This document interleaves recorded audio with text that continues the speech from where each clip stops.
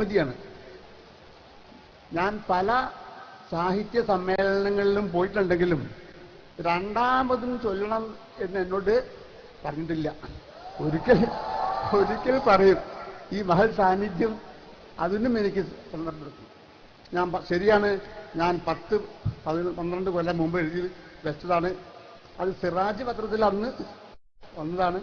ഞാൻ സന്ദർഭം നോക്കിയിരിക്കുകയായിരുന്നു. ഇപ്പോഴും ഞാൻ വിചാരിച്ചത് എൻ്റെ ഒരു അസുഖം ഉണ്ട്, എനിക്ക് അല്പം ക്ഷീണമുണ്ട്, അതൊക്കെ ഇപ്പം മാറി വളരെ പ്രസന്നമായിരിക്കും. ഇതൊരു ദിവ്യ ഔഷധമാണ് ലഭിച്ചിരിക്കുന്നത്. ഞാൻ സത്യമായി പറയുകയാണ്, ഈ യാത്രയോടുകൂടി കേരളത്തിലെ ഒരു വലിയ മാറ്റം വരും. ഞാൻ ആ കവിത വേഗം ചൊല്ലാം. കാന്തപുരം എന്നതാണ് കവിതയുടെ പേര്. ഉണരുന്ന തേജസ്സാണ്, ഉണർവിന്റെ സ്രോതസ്സാണ് അവിടുന്നു ഞങ്ങൾക്ക് എന്നെന്നും.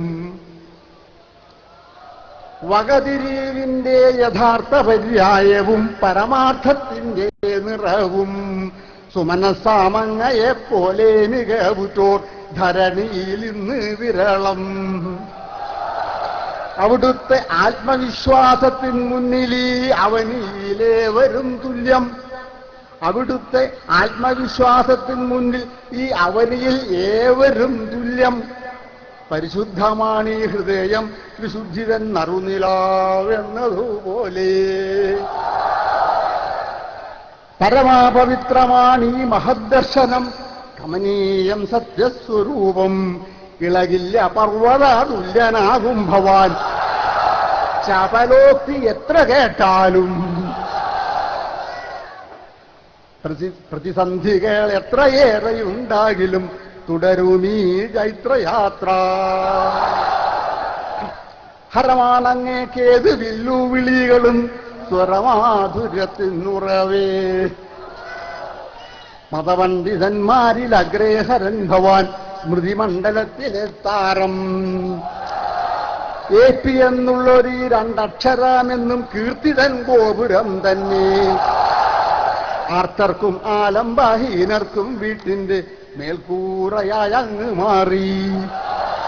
മുത്ത് റസൂലിൻ തിരുവചനാമൃതം സത്യമാം പാതായൊരുക്കി. ശക്തനായി സമ്പൂജ്യനായി വിജയിക്കുന്നു സത്തുക്കൾക്കാധാരമായി. എല്ലാ മതക്കാരെയും ഭവാൻ സോദരാതുല്യരായി കാണുക മൂലം.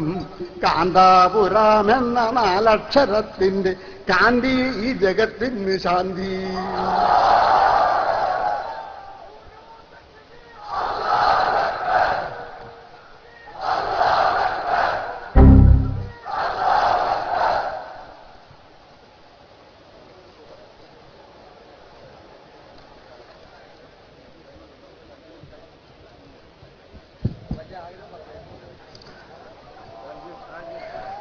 കവി